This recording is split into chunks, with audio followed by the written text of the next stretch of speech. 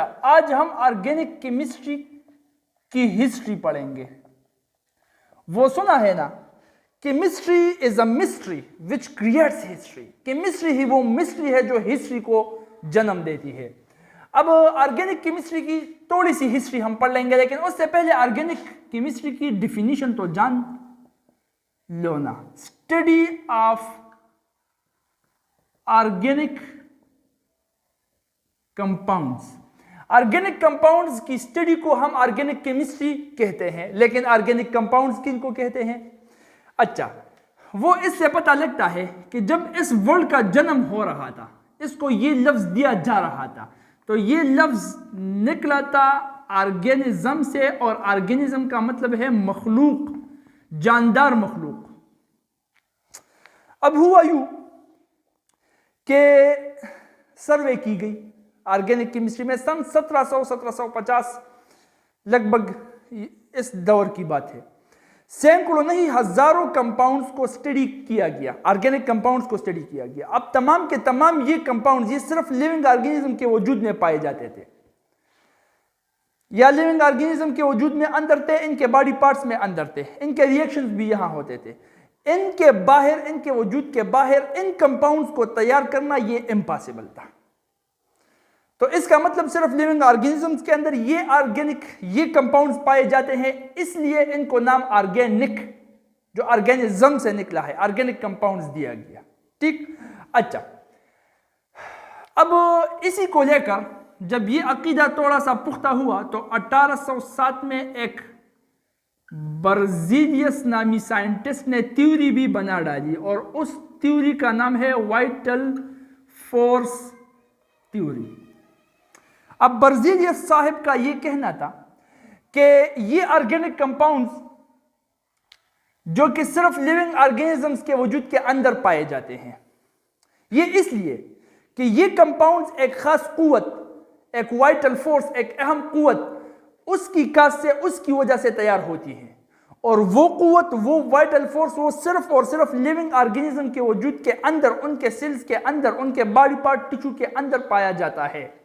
उसके बाहर ये फोर्स एग्जिस्ट ही नहीं करता।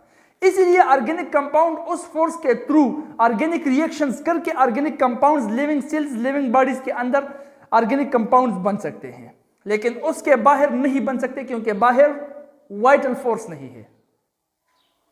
अब ये थ्योरी पहले से ही, ये सर्वे आ रही थी, इस थ्योरी का सोच पहले से ही था कि ऑर्गेनिक, जाहिर बात है हजारों कंपाउंड्स पर स्टडी की गई, और वो सिर्फ लिविंग ऑर्गेनिजम्स के वजूद के अंदर ही थे, बाहर कोई भी इसको बनाने का काबिल नहीं था। तो इसका मतलब कि ये कंपाउंड बाहर बन ही नहीं सकती, तो वाइटल फोर्स वो वजूद में आ गई, और 22 साल ये थ्योरी चली भी है।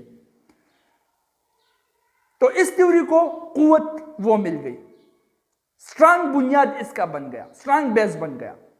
मतलब लोग फैक्ट समझ बैठे थे इसको कि ऑर्गेनिक कंपाउंड लिविंग ऑर्गेनिज्म के वजूद से बाहर बन ही नहीं सकता। लेकिन ये एक दूसरा साहिब आ गया 1828 में, फ्रिडरिच वूहलर।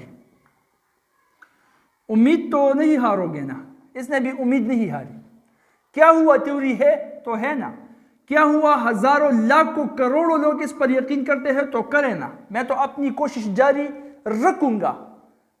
ये इसी कोशिश का नाम है, और उसी कोशिश को फ्रिडरिच वूहलर ने आगे बढ़ाया।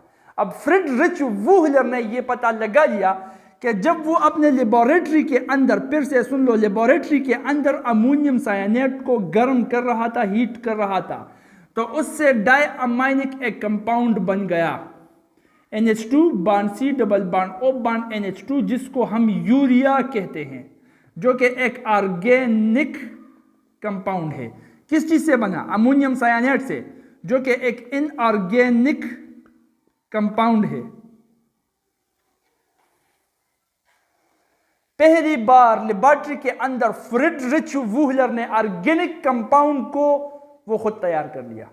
इसका मतलब किसी भी वाइटल फोर्स की जरूरत थी ही नहीं, जस्ट एक आइडिया जहन में आया था हजारों कंपाउंड्स को देखकर।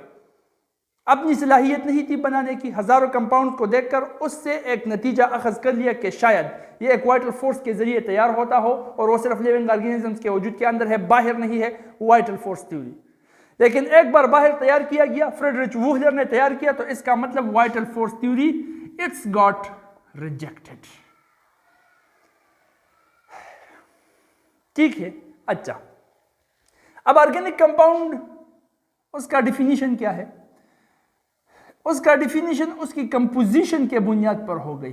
Composition, compounds which contain carbon as essential element. फिर से हजारों कंपाउंड्स की कंपोजिशन की जब स्टडी की गई तो तमाम के तमाम कंपाउंड्स में कार्बन मौजूद था। अब इससे फिर यह नतीजा अखज़ किया गया कि ऑर्गेनिक कंपाउंड्स वो कंपाउंड्स है जिनके अंदर कार्बन वो एसेंशियली मौजूद हो। जिन कंपाउंड्स के अंदर कार्बन मौजूद है वो तमाम के तमाम कंपाउंड्स वो ऑर्गेनिक कंपाउंड्स है। इसी तरह से ऑर्गेनिक कंपाउंड्स का डिफिनीशन हो गया। ठीक है, अच्छा, अब ये डिफिनीशन कंपोजिशन के ऊपर था। हमें कुछ कंपाउंड्स मिल गई, जिस तरह के oxide carbon monoxide, carbon dioxide, जिस तरह के साइनाइड सोडियम साइनाइड, जिस तरह के साइनेट NH4CNO साइनेट, और जिस तरह के सल्फाइड CS2।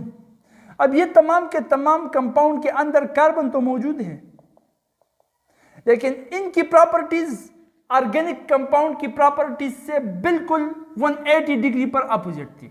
मतलब ये तमाम के तमाम कंपाउंड्स वो इनऑर्गेनिक थे, ऑर्गेनिक नहीं थे, लेकिन इनके अंदर कार्बन तो मौजूद था। इसका मतलब हमने जो डेटा से, जिस डेटा से, अब ये है फिलोसॉफिकल नेचुरलिज्म जिसको कहते हैं, ठीक है, हम अपनी डेटा से नतीजा अखज़ कर लेते हैं। डेटा से तो कार्बन मिल रहा था, लेकिन दूसरी तरफ को हमने नहीं देखा था कि तमाम के तमाम वो कंपाउंड जिनमें कार्बन है वो तमाम के तमाम ऑर्गेनिक नहीं है, उनमें से इनऑर्गेनिक भी हो सकते हैं। इसलिए फिर से हजारों कंपाउंड्स की स्टडी की गई, उनकी कंपोजिशन की स्टडी की गई, और फिर से ये पाया गया कि कार्बन के साथ हर एक ऑर्गेनिक कंपाउंड के अंदर एक और एलिमेंट भी एसेंशियली वो मौजूद था इन एसोसिएशन विद कार्बन, और उस हीरो का नाम था हाइड्रोजन। फिर से हजारों कंपाउंड्स की स्टडी के बाद कंपोजिशन को बेस बनाकर ऑर्गेनिक कंपाउंड्स की स्टडी फिर से ऐसी की गई कि वो कंपाउंड्स जिनके अंदर कार्बन के साथ साथ हाइड्रोजन भी लाजिम व मलजूम मौजूद हो, उन कंपाउंड्स को जिनमें ये दोनों एलिमेंट्स मौजूद हो, कार्बन और hydrogen association with each other, उनको हम कहेंगे ऑर्गेनिक कंपाउंड्स। ठीक है, इस तरह से ये डिफिनीशन वो चेंज हो गई फिर से। अब फिर मैदान में कुछ अजीब व गरीब वाक़यात देखने को मिले। फॉर एग्जाम्पल, मैं यहाँ पर एक कंपाउंड लिख लेता हूँ, तुम बता देना कि ये ऑर्गेनिक है या इनऑर्गेनिक है। CCl4, शाबाश, ऑर्गेनिक है या इनऑर्गेनिक? इनऑर्गेनिक। अच्छा, अब इनऑर्गेनिक क्यों बताया आपने? क्योंकि हम ऑर्गेनिक कंपाउंड्स की डिफिनीशन, मॉडर्न डिफिनीशन वो कर चुके हैं कि कार्बन के साथ हाइड्रोजन भी मौजूद होगा, लेकिन कार्बन टेट्राक्लोराइड के अंदर हमें कार्बन तो मिलता है, लेकिन हाइड्रोजन यहाँ पर वो गैर हाजिर है, यहाँ क्लोरीन है इसके साथ। इसका मतलब ये इनऑर्गेनिक हो गया। तो इनऑर्गेनिक आपका जवाब गलत है, क्योंकि carbon tetrachloride is organic compound. अच्छा, इसका मतलब अब फिर से एक नया डिफिनीशन जन्म लेने वाला है। ठीक, किस तरह से? देखो, ये क्यों ऑर्गेनिक है? इसके लिए इसकी एंसेस्ट्रल, इनके एंसेस्टर को स्टडी करना होगा। ये था एक वक्त जहां पर ये मीथेन मौजूद था, शरीफ मीथेन, बोला बाला, किसी से काम नहीं रखने वाला, लेकिन बीच में आ गए चार बदमाश और वो थे क्लोरीन। अब ये चार क्लोरीन आकर इन्होंने इस मीथेन की ये शराफत हाइड्रोजन छीन ली। यहां पर बन गया 4HCl, और ये कार्बन जो रह गया वो इन्हीं चार क्लोरीन जो रह गए हैं इनके साथ मिल गया, और इसी तरह से ये कार्बन टेट्राक्लोराइड का वजूद इसने जन्म ले लिया। इसका मतलब carbon tetrachloride it has been derived from methane, इसका जन्म मीथेन से हुआ है, और हमें पता है कि methane is an organic compound, ये एक ऑर्गेनिक कंपाउंड है। जब ऑर्गेनिक कंपाउंड से इसने जन्म लिया तो इसके अंदर भी ऑर्गेनिक प्रॉपर्टीज होंगी। ऑर्गेनिक प्रॉपर्टीज होंगी तो इसका मतलब CCl4 भी ऑर्गेनिक कंपाउंड है, इसीलिए हम इसको ऑर्गेनिक कंपाउंड कहते हैं। और फिर से डिफिनीशन बदल गई। किस तरह से? इस तरह से कि compounds which contain carbon and hydrogen as well as their derivatives, वो कंपाउंड्स जिसमें कार्बन हो, जिसमें हाइड्रोजन हो, या इनसे निकला हुआ एक कंपाउंड हो, वो तमाम के तमाम कंपाउंड वो ऑर्गेनिक कंपाउंड हैं। आज तक यही डिफिनीशन चला आ रहा है, शायद मुस्तकबिल में फिर से बदले, क्योंकि ये जो जीनियस साइंटिस्ट केमिस्ट मैं तैयार कर रहा हूं ना, ये शायद आगे जाकर कोई नई चीज इन्वेंट, कोई नया चीज डिस्कवर कर ले और उससे फिर ये डिफिनीशन बदल दे। ठीक है, हो सकता है, व्हाई नॉट।